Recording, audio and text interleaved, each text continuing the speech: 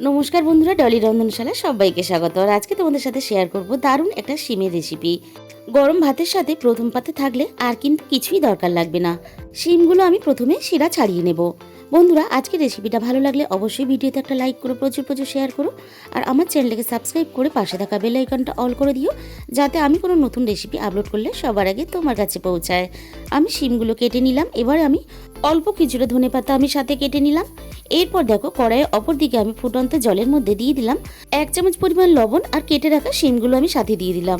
এবার শিমগুলোকে আমি খুব ভালোভাবে ঢাকা চাপা দিয়ে সিদ্ধ হতে দেব। আর এদিকে একটা আমি মশলা বানিয়ে নেব।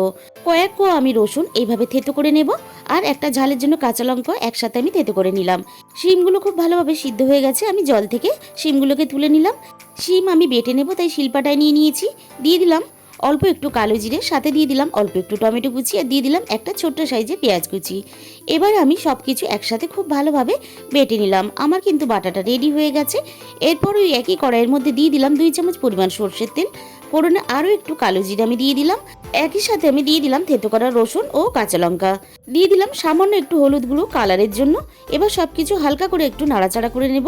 সবকিছু থেকে সুন্দর যখন একটা গন্ধ বেরিয়ে এসেছে, তখন আমি বেটে রাখা শিমটা দিয়ে দিলাম, আর দিয়ে দিলাম আরও একটু স্বাদ মতো লবণ। তবে লবণটা বুঝেই দেবে, তার কারণ হচ্ছে শিম সিদ্ধ করার সময় কিন্তু আমি লবণ দিয়েছিলাম।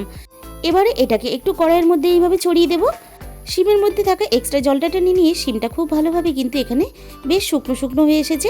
এরপরে দিয়ে দিলাম এখানে ধনেপাতা কুচি। সব কিছু একসাথে দিয়ে খুব ভালোভাবে আমি নাড়াচাড়া করে মিশিয়ে নিলাম। এখানে তৈরি হয়ে গেল আমার রসুনের শিম বা শিম ভর্তা। তাহলে আজকে এই পর্যন্ত। তোমাদের মূল্যবান সময় দিয়ে আমার রেসিপিটা দেখার জন্য অসংখ্য ধন্যবাদ।